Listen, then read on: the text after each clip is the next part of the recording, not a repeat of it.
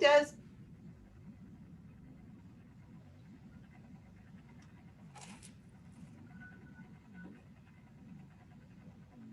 Hi,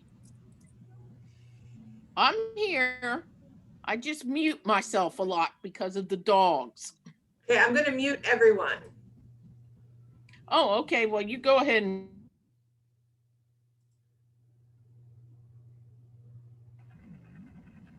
Hey, Des, whenever you're ready to, we're ready to get started. Hey, welcome everybody to our session on mindfulness.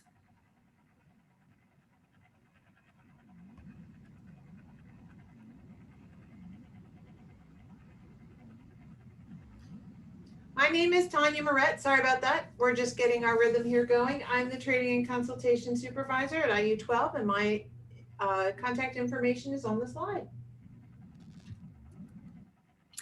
Hi, everybody. My name is Des. I'm one of the staff developers in the TAC department here at Lincoln IU. I specialize in literacy, but on the side, I'm also a life coach, which is what brought me here to mindfulness with all of you today. And this is my contact information if you'd like to get a hold of me.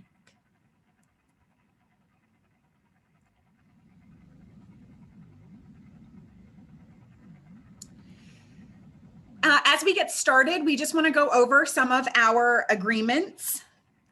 Engagement is our priority. We want everybody here to be as engaged today as they can, but we do know that that looks different for everybody, especially in today's environment. We ask that you honor all perspectives as we promise to as well, and that everybody assume good intentions. On the bottom of this slide, you'll see some Zoom tool functions. As Tanya said earlier, everybody is muted. In order to unmute, that is something that will have to come from her. You can leave your video on if you would like. We do know that a lot of you are at home right now, so if you want to leave it off for privacy, that's all right as well. And our chat function is open. If you have anything that you want to say, you can go ahead and drop it in the chat. And under the little smiley face with reactions, you can raise your hand or offer praise of agreement or ask us to go faster or slower.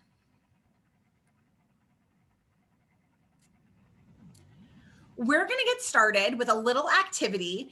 If you could go to menti.com and enter this numeric code, or you can use your camera on your cell phone to scan this QR code and it'll take you right to our Mentimeter. Once you're there, you're going to be asked to enter a synonym for mindfulness.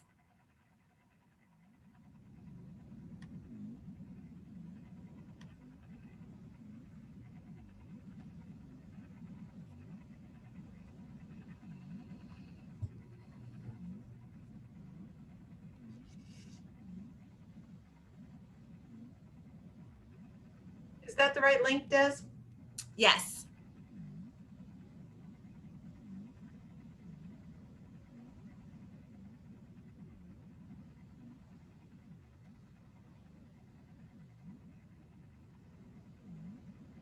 Tanya, can you go back to the code?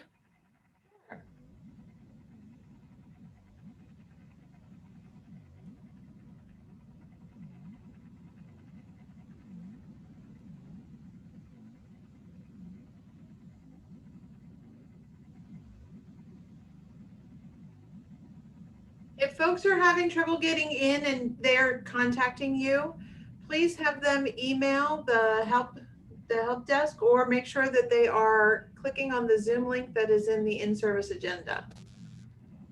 Since I'm sharing my screen, I cannot send people emails.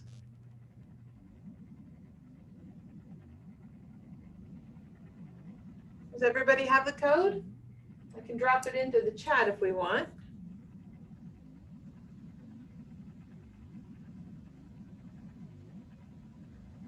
Okay, and then there's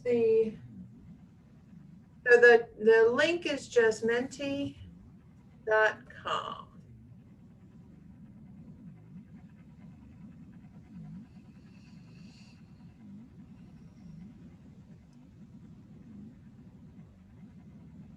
So when you click on menti.com,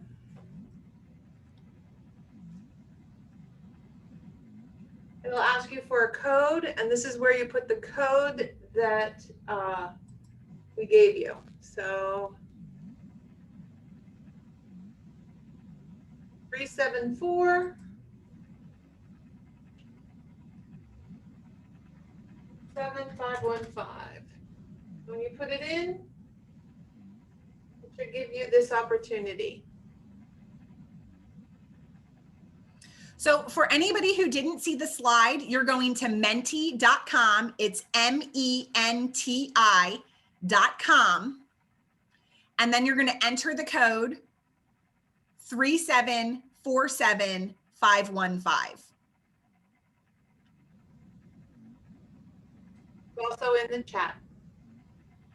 When you think of the term mindfulness, what's another word that you think of that means the same thing? What's a synonym for it? Another 10 or 15 seconds.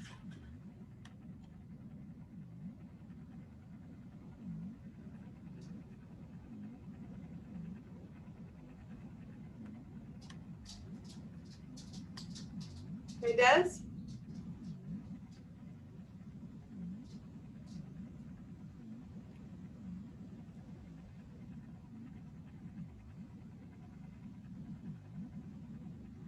You have the link live?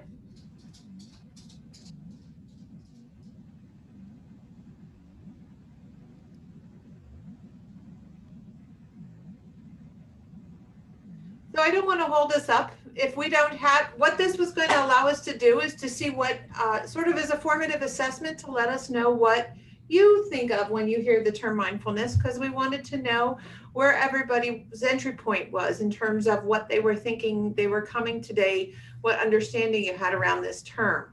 And so If you press the letter S, it'll show you the word cloud. Pardon? If you press S, it'll show you the word cloud. S in Back on the Menti presentation.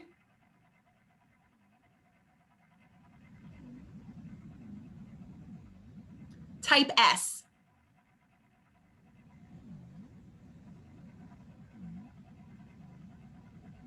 It's not working, Des. So you know what? I don't want to hold everybody up. We will come back to it. If you drop me the link in and I'll pull it up, but we want to make sure that we address our outcomes for today. We don't want to, we want to, and we also want to get everybody started on a positive note. So I'm going to go back into the presentation. And we're going to start with some guided practice. So as we address mindfulness today, one of the things that we're going to be talking about is having an awareness of your mind and your body. So to get started, we're going to do a quick body scan. These can be performed while you're lying down or sitting or in any position. This one is really quick. There are some much longer ones that are more involved, but for time's sake, we're just going to do a quick one today. So wherever you are, we're going to ask that you just close your eyes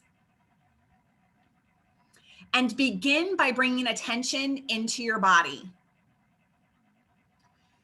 You can notice your body seated wherever you're seated. Feel the weight of your body in the chair or on the floor. Take a few deep breaths. Breathe deeply in. Breathe deeply out. Breathe in. Breathe out. As you take a deep breath, bring in more oxygen, enlivening your body. As you exhale, have a sense of relaxing more deeply. Notice your feet on the floor. Notice the sensation of your feet touching the floor, or your socks, or your shoes. Feel the weight and pressure, the vibration, the heat. You can notice your legs against the chair. Feel the pressure, pulsing, heaviness, lightness. Notice your back against the chair. Continue to breathe deeply. Bring attention into your stomach area. If your stomach is tense or tight, let it soften. Take a deep breath. Notice your hands. Are your hands tense or tight? See if you can allow them to soften. Notice your arms. Do you feel any sensation in your arms? Relax your shoulders and allow them to be soft. Notice your neck and your throat. Let them be soft. Continue to breathe deeply and relax. Soften your jaw. Let your face and facial muscles be soft. Continue to breathe deeply. Notice your whole body in this present moment. Take another deep breath. Be aware of your body as best you can. Take another deep breath, and when you're ready, you can open your eyes.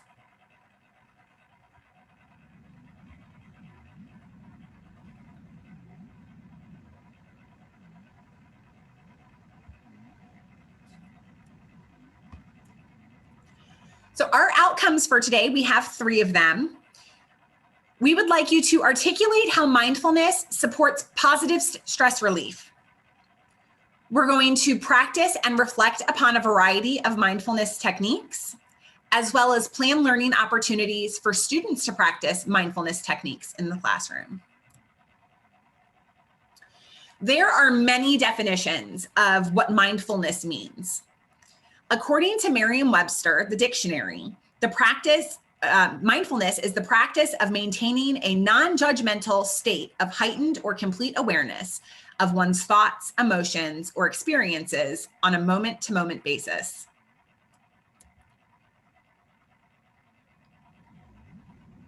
Mindful.org defines mindfulness as the basic human ability to be fully present, aware of where we are and what we're doing, and not overly reactive or overwhelmed by what's going on around us. The Greater Good Science Center at the University of California at Berkeley defines mindfulness to mean maintaining a moment-by-moment awareness of our thoughts, feelings, bodily sensations, and surrounding environment. Psychology Today defines mindfulness as a state of active, open attention on the present. For the sake of consistency, today's definition of mindfulness is a state of self-initiated practice in which you choose to be fully present in a moment. You focus on being aware of when and where you are. Your practice allows you to not be overly reactive or overwhelmed by your environment. Oftentimes, when we think of mindfulness, we might think of a picture like this one. But as you could tell by some of the definitions that I gave you, that there's actually a science behind mindfulness. So sometimes we think of a picture like this. And I was walking through mindfulness with a friend the other day, and she said that when her therapist had brought up the practice of mindfulness to her, she had a confliction in her soul. And she felt that as a Christian, that what she knew mindfulness to be would actually be going against her beliefs. And that's in part because sometimes we think of it as this otherworldly practice. But really, mindfulness looks like the activity that we did to open up today. It's calming. It's relaxing. It's finding a state of peacefulness and being fully aware of when and where you are. There are tons of benefits to mindfulness and quite a bit of science to back it up. In today's slide deck, you'll find a link to look into these benefits more deeply. Mindfulness can improve your working memory. There was a 2010 study of military participants that found mindfulness meditation linked to enhance working memory capacity. In other words, being mindful improves your memory. We could all use that. It also can heighten metacognitive awareness. It's your ability to being able to detach from your own feelings and mental processes, to step back and perceive them as momentary occurrences rather than defining who we are. Mindfulness can also lower your level of anxiety. I don't know about anybody else, but the anxiety that I feel on a daily basis was heightened when we went into the COVID world.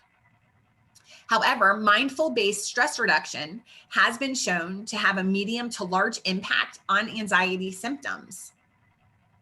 There's also evidence to suggest mindful-based stress reduction training in patients with social anxiety disorder helped improve their anxiety and depression symptoms, as well as their self-esteem.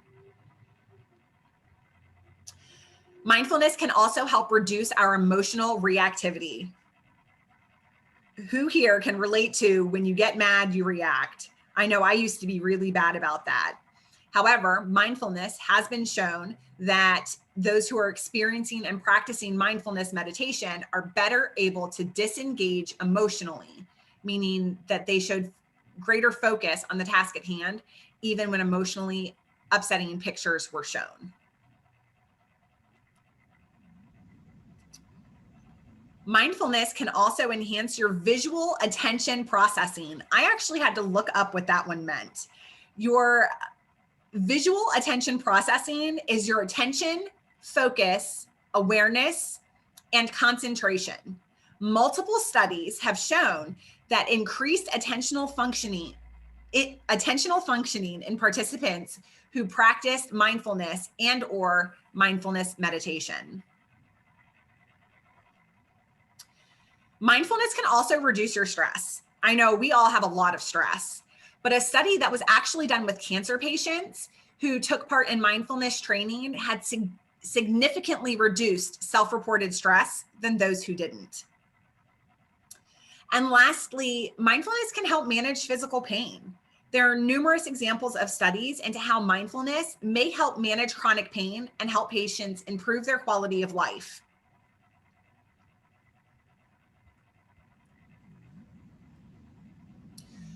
So self-care is kind of a buzzword right now, and some of you might even be attending the adult self-care session later today. Oftentimes, mindfulness is categorized as self-care. We just assume that our self-care is mindfulness. Well, mindfulness is not self-care alone.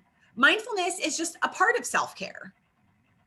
Your self-care practice is so much more than being mindful, but mindfulness can play a role in your self-care.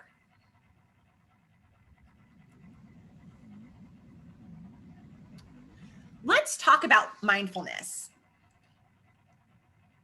The body scan that we did earlier was a very basic body scan. It was a very basic moment to bring you into the here and now in mindfulness. This is what it might look like in the beginning, doing very basic activities. And in the beginning, you might find it difficult to know when to do mindfulness. And it's helpful sometimes to create a schedule. Schedule some protected time in the morning before your day gets started to work on your mindful practices, whether it's meditation or journaling. We'll talk more about the different techniques later, but scheduling that protected time into your day. It's important when we're creating our mindful practice that we're creating sustainability, routine, mindful moments. Becoming your ultimate goal in your mindful practice is becoming self-aware in uncomfortable situations. So how can we practice mindfulness? Well, we can do meditation. In the beginning, you're probably going to want to practice guided meditations. You can find those on various mindful apps. You can even find videos or podcasts that walk you through a guided meditation. And sometimes you will find meditations that are longer, like 30 minutes long, or you might find one that's much shorter, 2 or 3 minutes long. When getting started, you want to find the meditation and the practice that works best for you where you are now. If a 30-minute meditation isn't practical for you, that's okay. Start smaller. Another practice you could do is gratitude. Simply being thankful in this moment for the things that you have. One gratitude practice that I like is journaling 3 things that I'm grateful for every day. After I did that for about a month, I was able to start writing 5 things that I was grateful for every day. And after I'd done that for a while, I was able to continue growing my gratitude in this beautiful way. Breathing is another practice for mindfulness. You might have noticed when we were doing our body scan earlier that I kept coming back to your breath. Take a deep breath in, and then release a deep breath out. When we practice deep breathing, it actually helps our parasympathetic nervous system relax, kind of alleviating your fight or flight response. It also can lower your stress hormone, cortisol. So when we are talking about breathing, we want them to be deep breaths, not short, shallow breaths, which can actually make your body think that you're in distress and trigger your fight or flight response. Another mindful practice is reframing negative thoughts and feelings. Your negative thoughts and feelings are part of your human experience, but we never want to live there. So when we reframe our negative thoughts and feelings, the challenges that we experience on the daily basis, the bad days and bad moments that we might have, when we reframe those, we're not saying that they don't exist. We are looking for ways to find joy and gratitude in moments that might be uncomfortable, that we might view as negative or bad or challenging. Being able to find joy and gratitude in those moments is a great way to boost your mindfulness. And then continuing with body scans, there are a whole slew of body scans that you can find that range in time and complexity. So again, the one that we did today was very simple. However, sitting at your desk, have you ever hit a moment of stress and realized you were clenching your jaw? That's happened to me sometimes. Before my mindful practice, I used to get these awful headaches. And it turned out that when I was stressed, I was actually holding my jaw funny. And one of the things that I started doing in my mindful practice was when I started to get stressed, or if I started to get a headache, I would do a quick body scan, and I didn't have to go very far because I knew that the place in my body where I was being affected was really my face and my jaw. So doing a quick scan, what are my cheeks doing? Let me relax them. What is my jaw doing? How does it feel? Is it tense? Let me drop my jaw. Let me relax it. Giving myself a little rub on my temples. Doing a quick body scan like that in moments of stress or uncomfortable environment can be very beneficial. And it doesn't take an overwhelming all body experience to have that sort of mindfulness.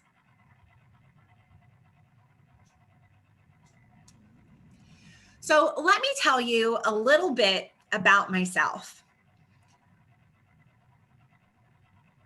When I started mindfulness, I was living a life that was so stressful. I actually had what is referred to as a pseudo seizure.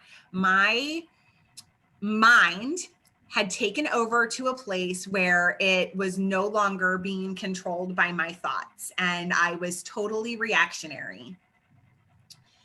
Over time, I developed a mindful practice, and I'm no longer that person. And one of the things that I do is I reframe my thoughts.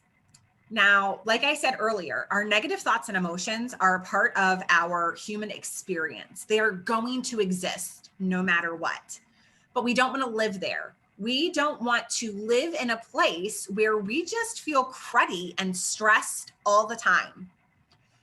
So we want to give honor to those feelings, but we also want to be able to release them. So as an example, this Christmas, my family and I came down with COVID. Thankfully, it was a very mild case. But because we had COVID, we had to cancel all of the plans that we had made. My brother-in-law and his girlfriend couldn't come over. When my mom drove up to drop off Christmas presents for my kids, I couldn't hug her. And it was hard and it was uncomfortable and it was a little negative. I felt bad about it. However, I worked with my mindful techniques on reframing that. Specifically on Christmas morning, when I watched my kids open their presents, we have a 3-year-old foster daughter and an 11-year-old daughter. And the joy that I saw on their faces on Christmas morning brought me joy. And I felt total gratitude. And while we couldn't spend time with family like we had anticipated, we still spent time together.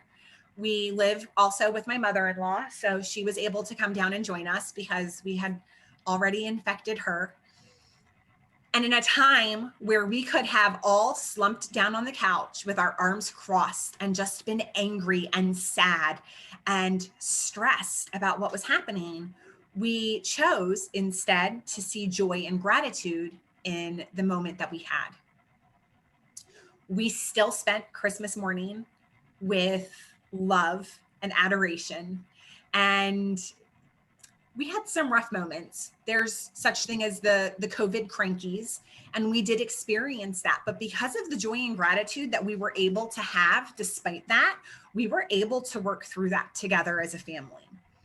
So we're going to take a little bit of time to practice this idea of reframing our thoughts. Now, your negative thoughts and emotions and your challenges and your uncomfortable experiences, they are yours. So we kind of went back and forth on what this activity was going to look like, because while I have no problem getting in front of 132 people and sharing my challenges, that's not necessarily something that everybody wants to do.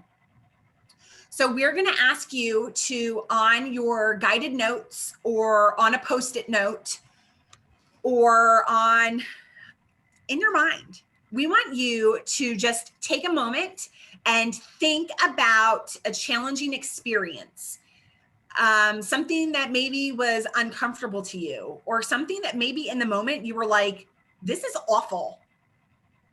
Think about that for just a second, not in a whole lot of detail, just real quick, what your challenge was.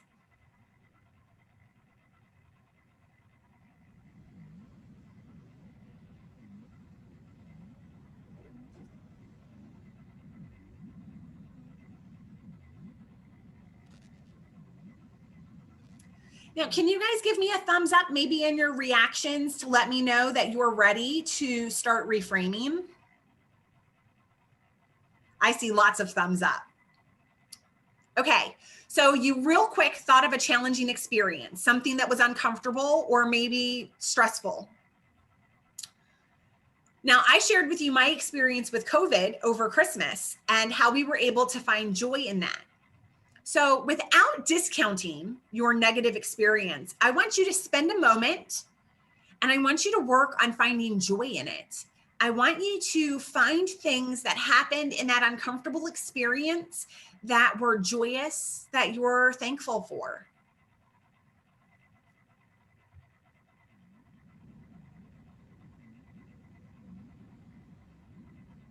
This is a place where I do want you to add detail. I want you to be as wordy as you can. Give as much detail to the joy and gratitude as you can, because that's what we want to focus on. That's how we reframe our thoughts.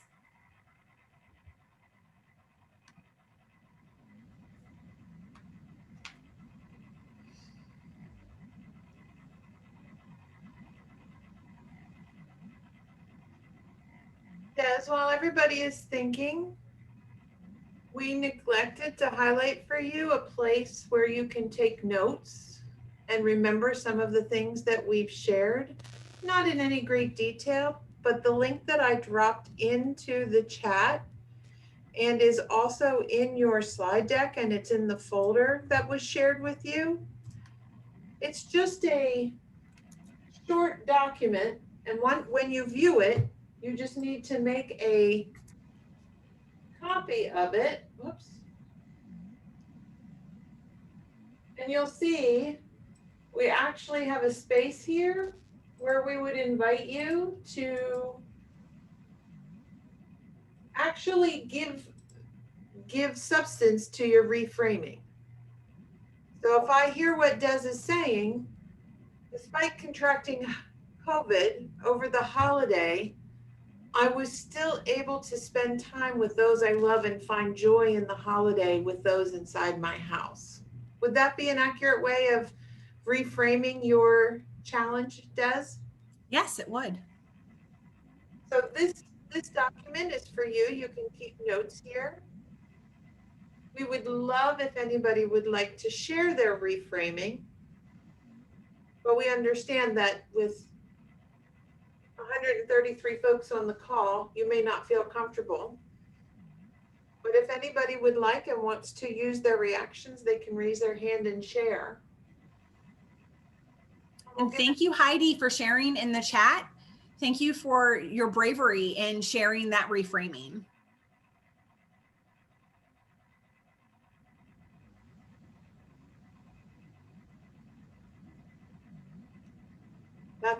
That's a great example. Thank you, Heidi. I just was able to find it. She finds joy in having a warm house with internet when we don't know if school or work will be in or out.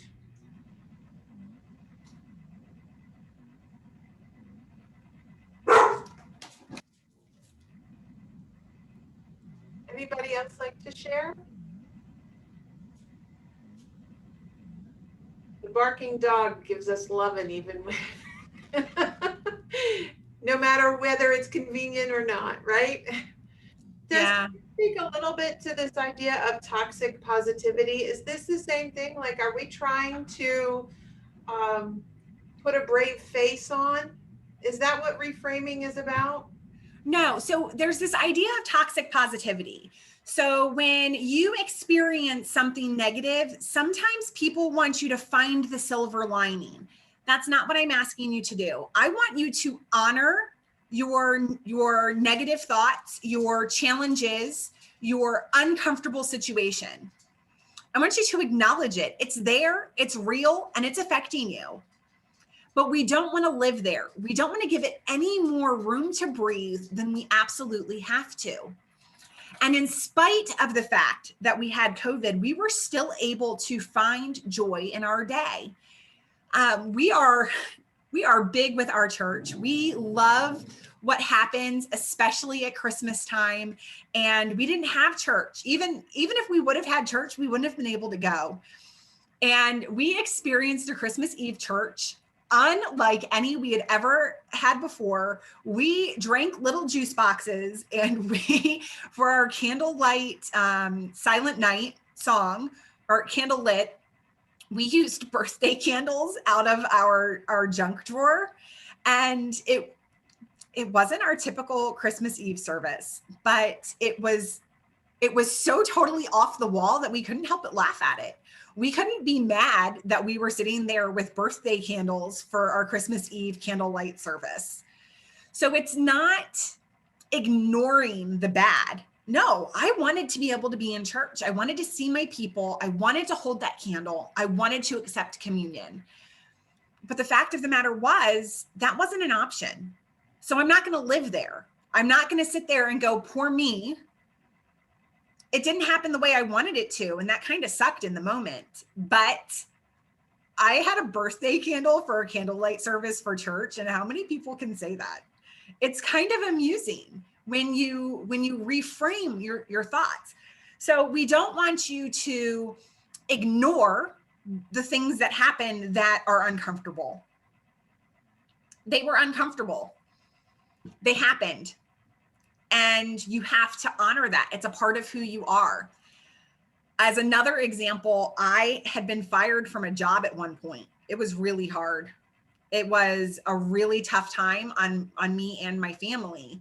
However, It was not a good environment. And the only way I was getting out of it was through a removal. It was a tough job market. I couldn't find something somewhere else.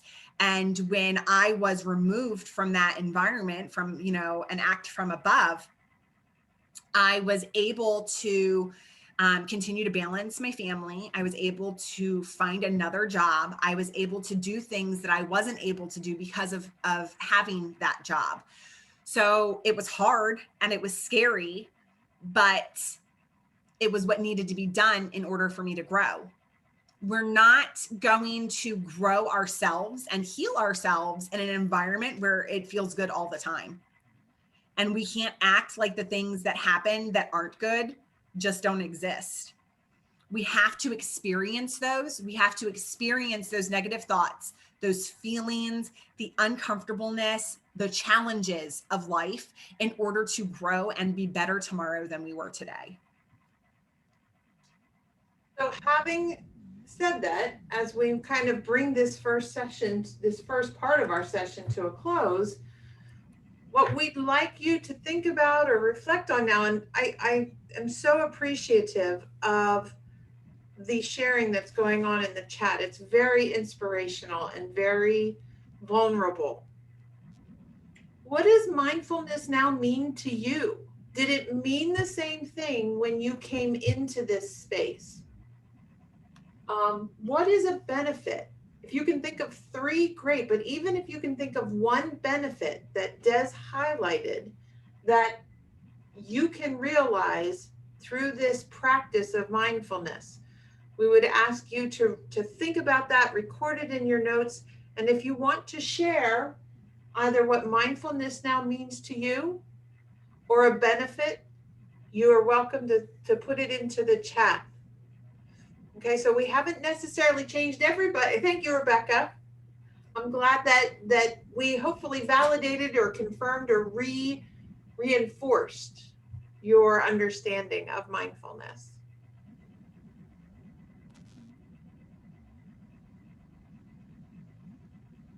Give you about 30 seconds to just reflect on the first part of our session.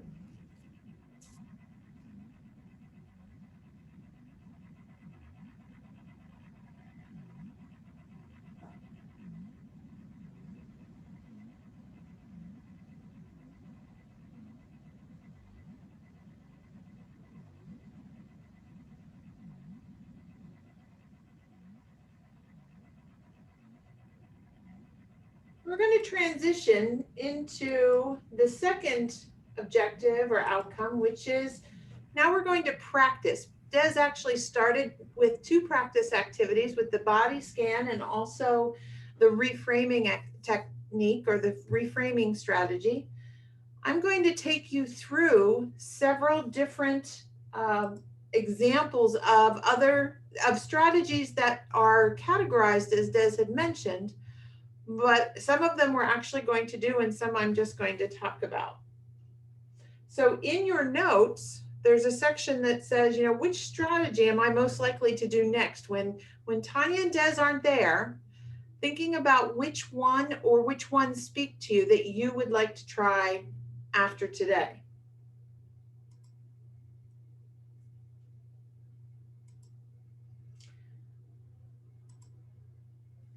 So the next one is visualization. And if any of you have been listening to or trying out the techniques that Dr. Laura Sharp has been sending, you'll know that she's been actually doing some visualization techniques with us and getting you to really think about a place or an environment or a time where you felt peaceful and positive and without stress.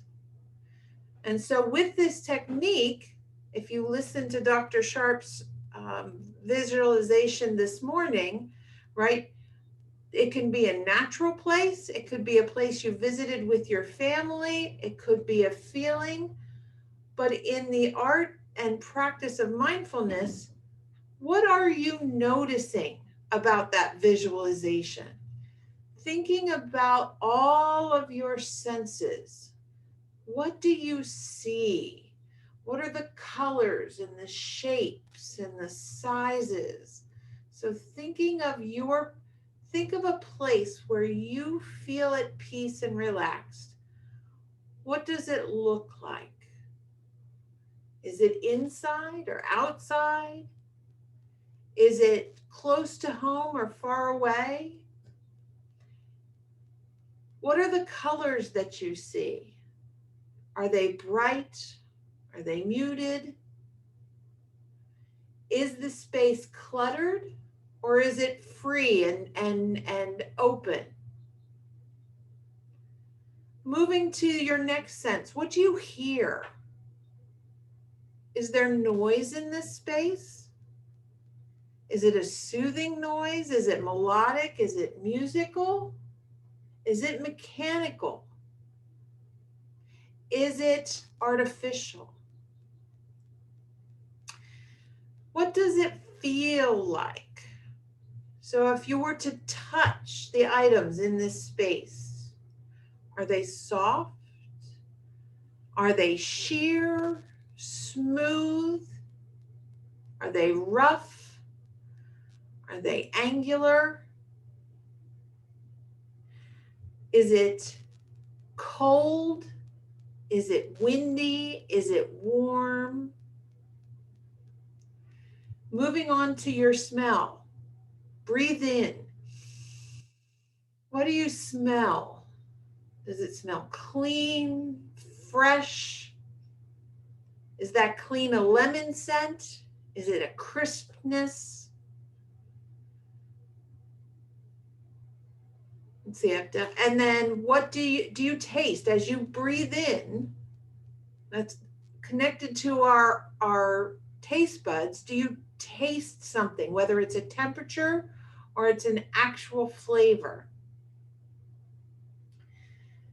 The point of this visualization is when you are feeling it, you're in a place where you are feeling uncomfortable, by stopping and re-examining your surroundings with the skills that you've learned from this visualization, you can start to notice more of and be more aware of where you are right now.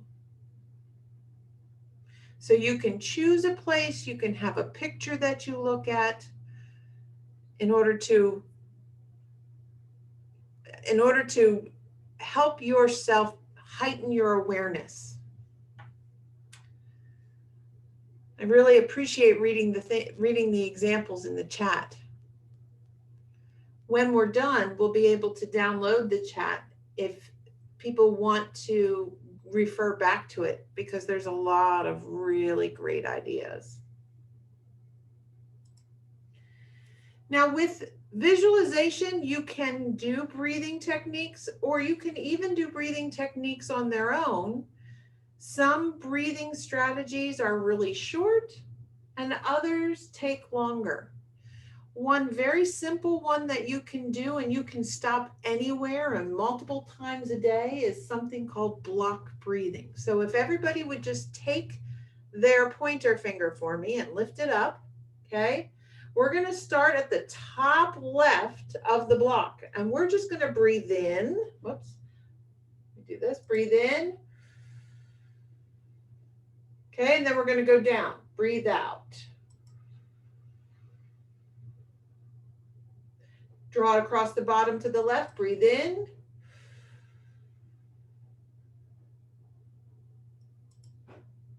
And breathe out, going up. I got my arrows confused, but I'm going to do it one more time, this time without my fingers, and you can watch the block on the screen. So breathe in. Breathe out. Breathe in.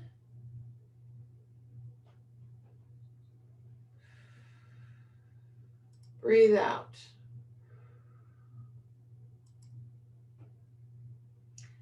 And just like the quote says, sometimes the most productive thing you can do is relax. Now, with this particular breathing technique, we didn't really think or focus on anything specific.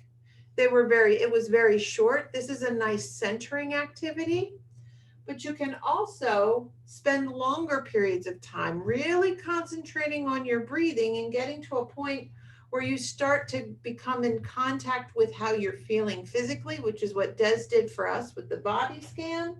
It can be get in touch with your emotions, how you're feeling, or even what you're thinking. Now, sometimes when you are practicing mindfulness, you'll have that drift, right? You'll be concentrating on something and something will fly in and you'll think about it and realize, oh, I'm not doing my mindfulness. Part of the practice of mindfulness is to recognize when that drift happens, and it's okay. And the more you do this activity, the more you practice mindfulness, the more likely you'll be able to drift and come back, right? Because we're exercising our brains. Des had mentioned gratitude. I also have a story, about gratitude in that when COVID started, my husband and I tried this because I was reading studies about how it really does change the chemicals in your brain and it helps to release endorphins. And we started by talking about the things that we were grateful for. We each did 3. And when we would do this, we felt the need to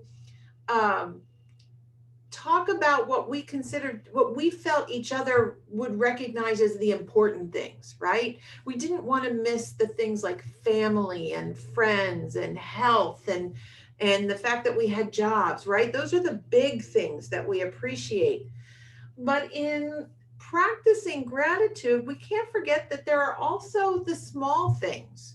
So maybe that you got an extra 10 minutes on your snooze alarm this morning, or when you thought the coffee pot was empty and you went back to it, you poured it out, you were able to get a little bit more into your cup, right? So the small things, as well as the normal or mundane, the things that you don't necessarily see or notice or think about.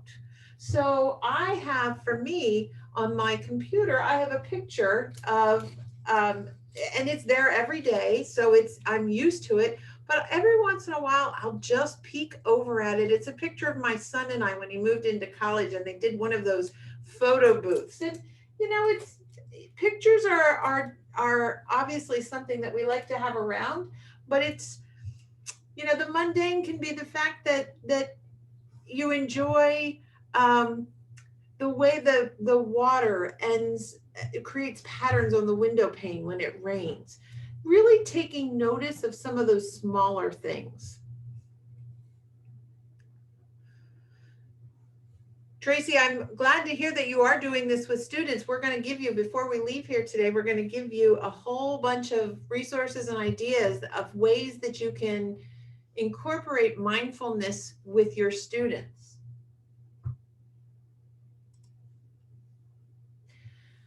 So we all have things that happen during the day that make us feel really good, right? And we probably, we capture that moment and then we're on to the next thing. Well, another way to practice gratitude is when you have those really positive moments, whether they're events or something that make you smile or make you think, sit in that for a little while. Sit in that feeling so that you can come back to it later. So I'm going to share a meme. It's just a silly little meme, but I'm not going to say anything. And I want you to sit for about 30 seconds and think about how it makes you feel.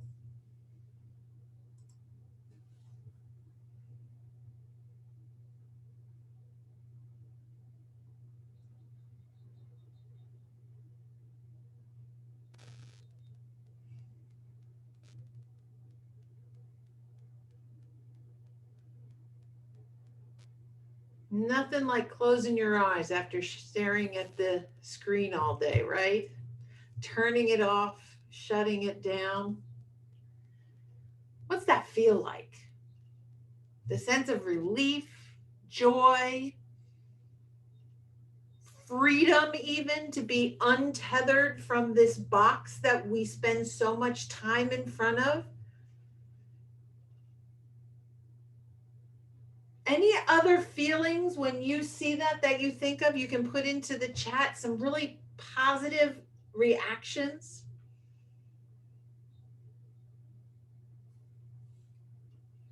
Definitely less is more. Yep, the simple things, the little things.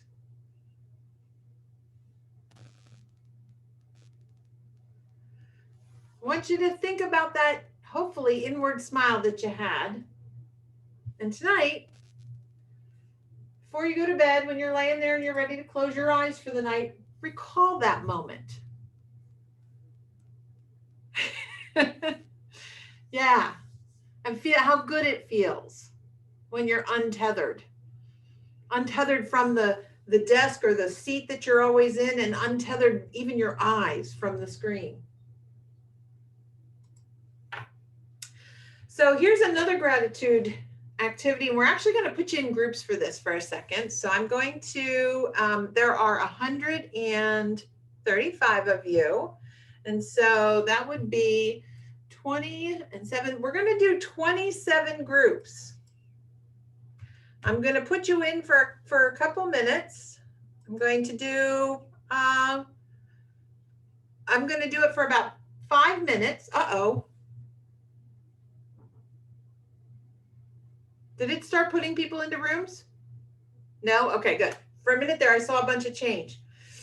And we are going to practice the ABCs. So you're going to be in a group of 5, and you're going to be able to talk to each other. And you're just going to start with, one person's going to start with A. What are you thankful for?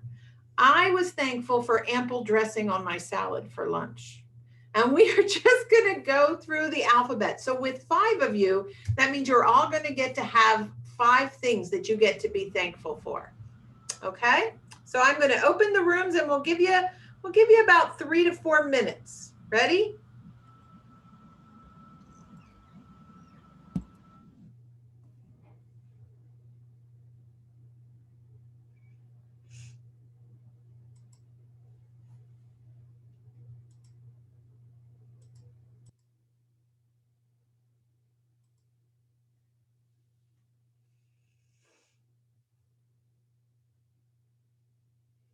I see a whole bunch of people who are still here.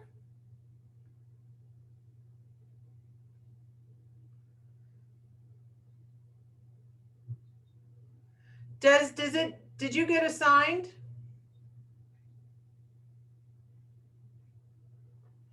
So I see a bunch of people who are still in the main room. If you don't want to go to your room, we can do it here. If you want to unmute yourself and you want to stay here with me. Sarah and Michelle and Amy and Rachel.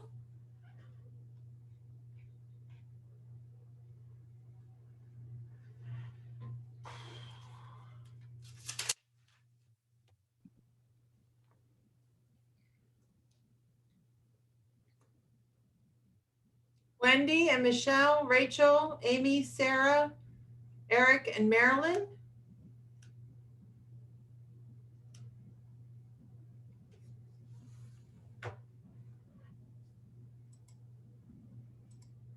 Yes, Now it yeah. looks normal. There we go. All right, so I don't care. Do you want to go ahead and start then?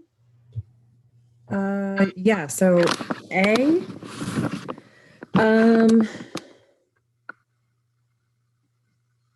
gosh, I almost have to think about it. I know A's hard. Amazing friends. How's that? Amazing There you friends. go. Yes, there you go. So I took your A. yeah, do I go on to B then, or Sure. Okay. Honestly, when I look outside, it's a beautiful, beautiful day today. It is.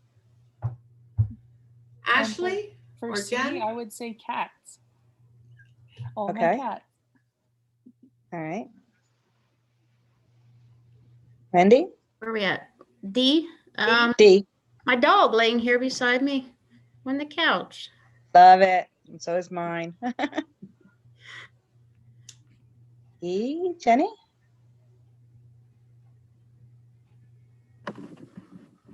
All right, well, I'll do F. Oh, there's Jenny. Okay, go ahead. E, Yep. what'd she say? I don't think she said anything yet. Jenny, E, I said excellent. excellent, Ex- excellence. Yes. Okay. Okay, so I have F. Did Kelly go? Kelly, I thought Kelly went. Yeah, Okay. Kelly went after Erica, I believe, right? I'll go with friends.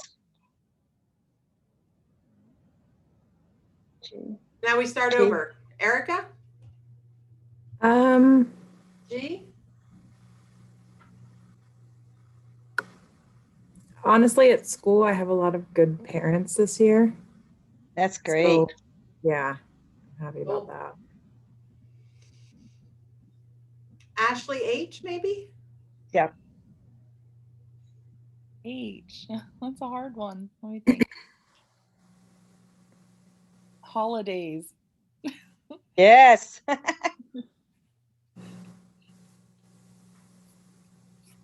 Wendy, one. I. Aye. Oh, wow. Italian dressing on my salad. There you go. There you go. Yeah, that's good stuff.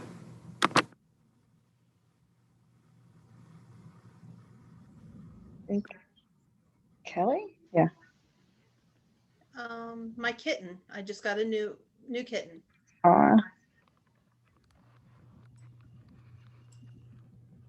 L, Jenny? Is Jen. The lake. What? Lake, because I love going down to the lake. All right. I have M. I would say let's go with mountains. They're beautiful to look at and walk through. So N, then I guess.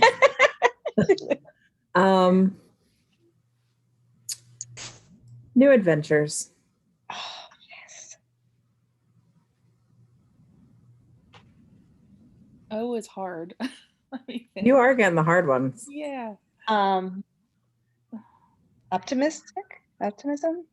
Oh, I like that. That's a good one. Sorry, I was just trying to help you. No, I like that. Optimism.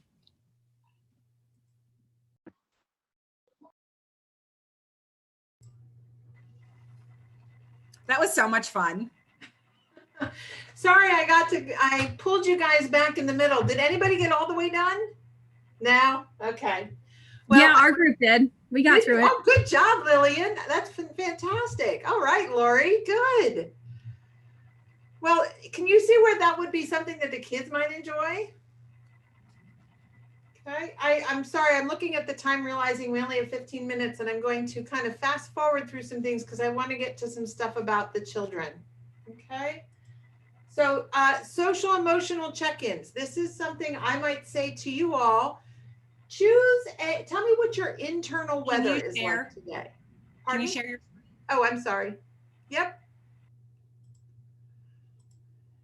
So another one could be, we do social emotional learning check-ins with students or with each other or with meetings. I know that our group, our training and consultation team, we do check-ins every single time we meet. Sometimes they go quick. Sometimes they don't go as quick because we have more to check in about.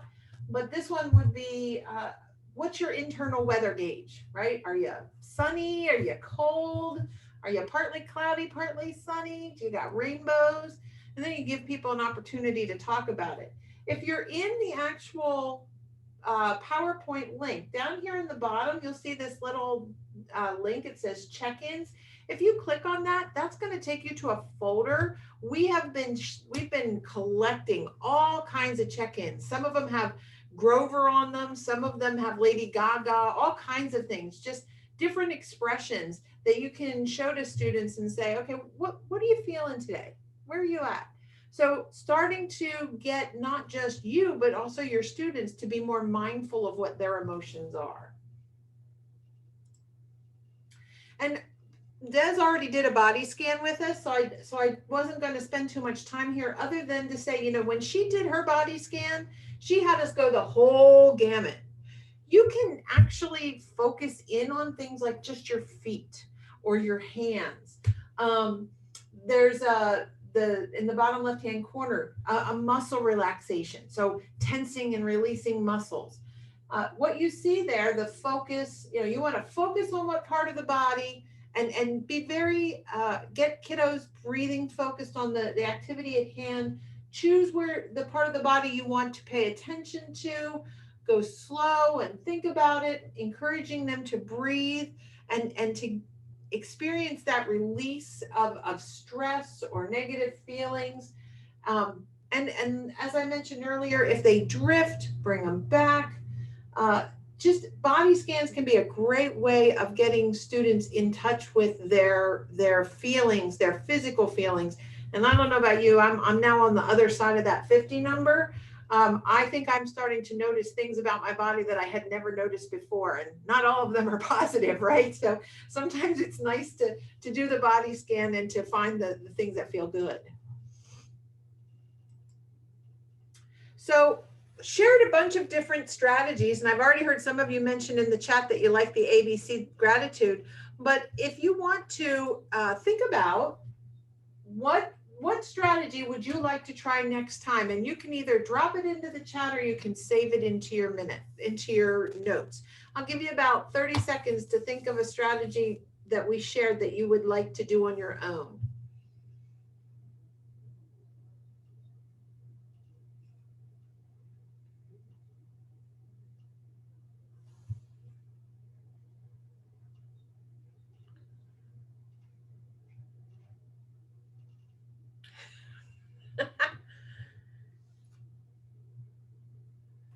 That ABC gratitude was really popular. Yeah. Tina, you're not related to Christian, are you? Yeah, he's my son. Well, I just think I think it's funny that you like Zoom, so I will have to tease him about that. No, I'm kidding. Why, is he an anti-Zoomer? No, he's fabulous. I've worked with him a long time ago, but I figured with the name, it's not too common. Yeah, if it's Deannabelle, it's us. Yep. All right, so we're going to move into the last part of our session with 10 minutes left to go. And that is to plan opportunities for students to practice the mindful techniques. And any of these that we've done with you today, obviously can be done with students, but we also want to talk about how, not just the strategy itself, but what it looks like when you're actually doing it with kiddos.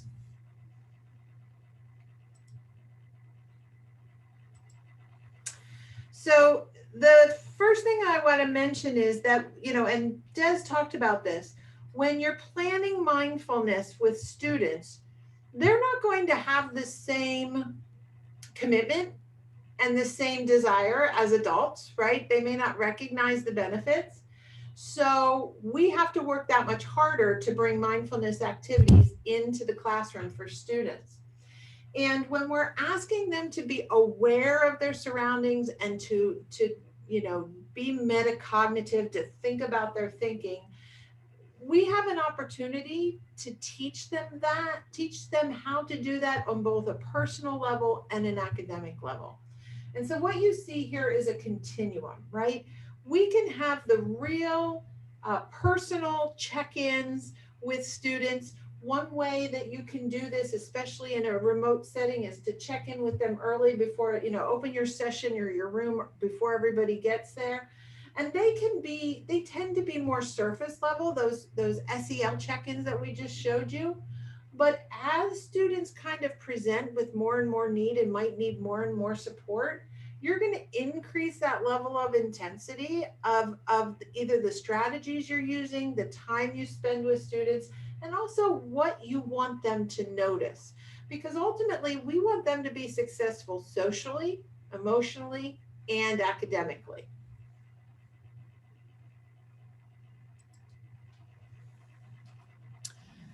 When we're talking about mindfulness, specifically with our students, we want to make sure that we are explicitly teaching them these strategies. None of you woke up one day and were like, oh, I know how to be mindful. Our students haven't either. And just like today, you've taken this workshop to learn how to create and practice mindfulness, we need to give our students that same sort of explicit instruction. So today, I showed you different strategies. I modeled them for you. I showed you the thinking process. That is the I do portion of the explicit instruction. And then together we worked on activities. We did our ABC gratitude. When you're working with your students, giving them an opportunity to see you practice mindfulness and then work with them to practice mindfulness will set them up for success in practicing it on their own. You know, one of the things that you could do is practice daily scans when your students come in from recess, or when your students experience a specific transition after lunchtime, when they come into your classroom. Have them perform a quick body scan. Let me think about my head. How does it feel? Let me think about my shoulders. How do they feel? Let me think about my belly. How does that feel? Again, it doesn't have to be a very long process. But what we find oftentimes with students is that sometimes when they scan, they'll frequently have problems with their belly. Their belly will feel tight or knotted, or sometimes they'll just say it feels yucky. And that can be a sign that they're feeling anxious about something. But they don't know to look for that feeling in their belly, nor do they know what that feeling in their belly means. And we need to model for them good mindfulness so that they can put that together and that they can be mindful of what's happening in their body and their mind, and then work on making it, controlling it to be better in their academics and their social lives.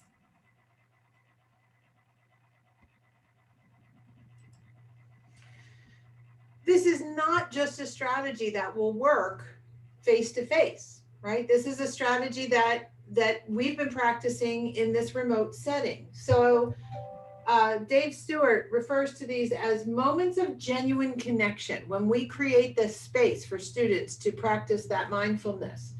And as I just mentioned, be there before the start of a session, giving students an opportunity to, you know, when we would be in schools, and sometimes I know I would be in the classroom before the bell would ring, and students would be talking and socializing. We've lost that to some degree, that informal time to connect with students, because of the way we're so regimented and scheduled in remote settings. So really giving them an opportunity to have some of that semi-structured social time. Scheduling regular check-ins and the modeling, just like Des was talking about, is not something that only has to be done face-to-face. We can do that in a remote setting. And then also, if we really want to promote this, right, the idea is for it to transfer from the classroom, whether it's face-to-face or remote. We want it to be something that they can use as a strategy even when we're not there. How do we engage caregivers? Maybe it might mean taking some time and teaching some mindfulness strategies to the caregivers, and encouraging both the student and the caregiver to make personal commitments, maybe set goals around doing this, and then having time to reflect and debrief on what the feelings are when those mindfulness strategies are put into play. And to that end, Des and I have included two powerful resources. The first one, Creating Classroom Mindful Moments. That's just a handout, and it's in your folder. It's something that you can refer to and you can use with students. And it will be a way to help you kind of vary what it is that you do, and even, you know, give students some choice, some voice and choice about what they might want to do, right, in order to practice mindfulness, mindful activities. The other is this Power of Student Check-ins, and this is a podcast by John Spencer, really quick podcast. I think it's only about 20 minutes long, but he spends some time talking about that continuum and how you can increase the intensity. We only scratched the surface and gave you a little bit of information. And then if you want to take this even further, there's a free online course, mindfulness class for kids. And they run them, they're about 2 weeks. I think the next one starts up at the end of January, but it's a combination. There's courses for educators to take to learn how to promote mindfulness in the classroom. And then they also have videos, a ton of videos that you can use in the classroom as structural pieces to promote those mindfulness activities.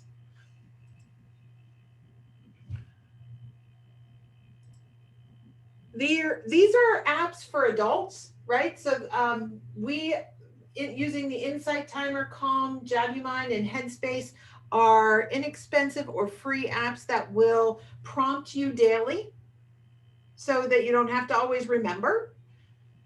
And then we have some apps that we have resources for adults. So here's some books, and you've probably seen these before because I know Dr. Sharp has shared them as well. But then we also have some resources for adults to use with students. So the tensing of the muscles in the body scan, 51 mindfulness exercises for kids in the classroom. So there's 51 different ways we can incorporate body scans into the classroom. Mindful.org is a website, again, just chock full of information. And most recently, I downloaded this Smiling Mind app. It's out of Australia. And it has everything that you'd be interested in, whether you're an adult, a young child, a middle schooler, a college student, a high schooler. There's courses to take that are connected with education. There are there are some mindfulness activities that are geared towards business. Again, this app is free, so we always like free, right? We don't want to give you something that you're going to end up having to pay for. But I did play with this for some significant amount of time and found that there's a lot that you can do in there. So just to kind of wrap up, oh, it's 1 o'clock. As you leave, we just want to give you the code, right?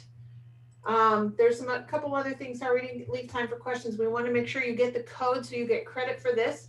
The session number is 4883. So you want to make sure that you put that into the attendance form at the end of the day. And then we also want to make sure that you fill out the evaluation. Des and I really appreciate the opportunity to talk to you today. Our contact information is at the top of the handout that we gave you.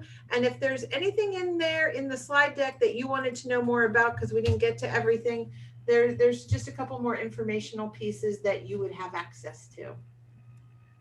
So that was 4883 again? Yep, 4883. And I will throw it into the chat. So if you want to copy it so that you can remember it. 4883. And then I'm going to stop sharing and stop recording.